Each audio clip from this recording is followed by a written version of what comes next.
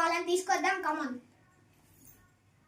So నేను వచ్చేసి ఇలా అంటా ఉంటా పిన్ని మమ్మీని, నువ్వు త్రీ టైమ్స్ అన్నాక నువ్వు వచ్చేసి టచ్ చేయాలి. So let's go. మమ్మీ కాలు కింద అనదు మమ్మీ, పైన పెట్టుకో.